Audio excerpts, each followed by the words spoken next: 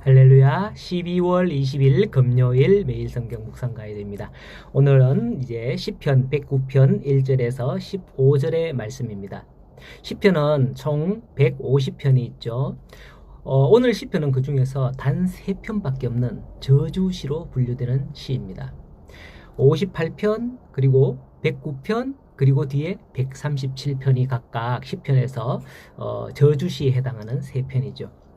성경에 특히 시편에 무슨 저주가 있나 하고 의아해하지만은 다윗도 이처럼 저주의 노래를 했다는 것을 볼 때에 다윗의 마음이 어떠한지 알 것 같아요. 저주시라는 것은 비탄시 탄식한다 하는 그런 시와 마찬가지로 모순된 현실에 대한 탄식이 나오지만 이에 대한 슬픔의 토로보다는 선과 악의 기준을 세우시고 악과 선에 대한 심판을 행하시는 하나님의 공의의 법칙에 근거하여서 악을 행하는 자들의 죄를 지적하고 그에 따른 하나님의 형벌을 내리도록 저주하는 그런 내용인 거예요. 사실 이 시는 다윗이 지은 시인데 어떤 사건을 배경으로 지었는지는 명확히 알 수 없다고 합니다. 하지만 다윗의 인생을 볼 때 다윗의 대적들로부터 견디기 힘든 고통과 배신감에 빠진 그런 상태에서 아마 이 시편을 지었는 게 아닌가라는 것을 알 수가 있습니다. 그러한 상황에서 다윗은 시편을 시작하며 내가 찬송하는 하나님이여 잠잠하지 마옵소서라고 합니다. 이것은 다윗의 신앙을 단적으로 보여주는 증거라고 할 수가 있겠습니다. 생각해 보세요. 이런 상황에서 하나님을 먼저 내가 찬송합니다 할 사람이 어디 있겠습니까? 여러분, 고난 가운데서 하나님을 먼저 찬양한다. 아니, 하나님 앞에서 의롭다 인정받던 욥도 그의 비참한 처지를 비관하며 하나님께 원망 어린 호소를 하고 있지 않았었나요? 하지만 다윗은 그 순간에도 원망이 아닌 기도와 찬양으로 하나님 앞에 아뢰고 있음을 볼 수 있는 거죠. 그런데 다윗에게 있어서 악인의 핍박과 조롱보다도 더 큰 어려움은 하나님이 잠잠히 계시는 것이었습니다. 대뜸 시작하면서 뭐라고 합니까? 하나님이여 잠잠하지 마옵소서라고 하는 겁니다. 오늘날도 그렇습니다.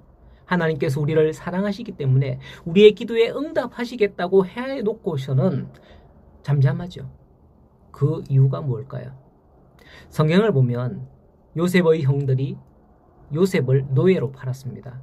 요셉이 이처럼 팔리도록 침묵하지 않고 그때 막 천둥이 빡 내리친다든지 살이 갈라지고 흔들리고 요동한다든지 해서 요셉을 구출하셔서 형들 앞에 당당히 쫙 세워주셨다면 좋았을 텐데 그렇게 하지 않으셨어요. 이후 애굽으로 팔려간 요셉은 또다시 무고한 누명을 쓰고 억울한 옥살이를 하게 되었죠. 그러나 그때도 하나님은 철저히 침묵하셨습니다. 이런 걸 보면 하나님이 아무것도 하신 게 없는 것 같아요. 다 요셉이 한 것 같죠. 우리 같으면 아니 내가 다 했는데 하나님이 한 게 뭐 있어? 라고 목에 힘줄 만합니다. 하지만 하나님은 그렇게 연단 후 가장 존귀한 자리에 올려주신 거예요. 요셉이 그때 고백하는 말이 하나님께서 당신들 앞서 나를 보내셨나이다 라고 하지 않습니까? 형들 앞에서. 성도 여러분, 하나님께서 이 세상에 대하여서 불의에 대하여 침묵하는 것은 하나님이 안 계시다는 증거가 아닙니다. 어떠한 상황 가운데서도 먼저 찬양했던 다윗처럼 하나님을 중심으로 행한다면 절대 어긋난 막장의 길로 우리를 빠지도록 인도하지 않을 거예요. 어떤 상황에서도 흔들리지 않고 하나님의 살아계심을 믿고 찾고 구하는 우리 성도들이 되기를 간절히 소원합니다. 세상 사람들은 어디에 근거해서 저주합니까? 감정에 의해서 할 때가 많죠. 그러다 보니까 욕이 나오게 되고 서로 감정을 사게 됩니다. 하지만 이후 이어지는 시편 109편의 내용을 보면 하나님을 먼저 찬양하고서 기도로 저주하는 다윗은 마치 자기가 하나님이라면 행할 심판처럼 구체적으로 조목조목 세세하게 심판을 할 것을 저주하는 것을 봅니다. 우리는 에이 죽어버려라 이게 저주인데 그렇죠? 그렇습니다.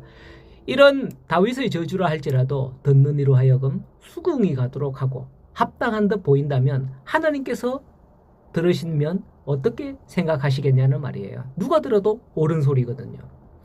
이후 다윗 앞에 나타나는 그 결과가 무엇입니까? 다윗은 오직 기도할 뿐이었지만 자신을 대적하는 원수들 모두가 그 앞에서 엎드러졌습니다. 행한 대로 갚으시는 하나님께서 모든 것을 갚으신 거예요. 하나님께 맡기시기 바랍니다. 있는 대로 숨기지 말고 속마음을 토로할 수 있도록 그렇게 하시기 바랍니다.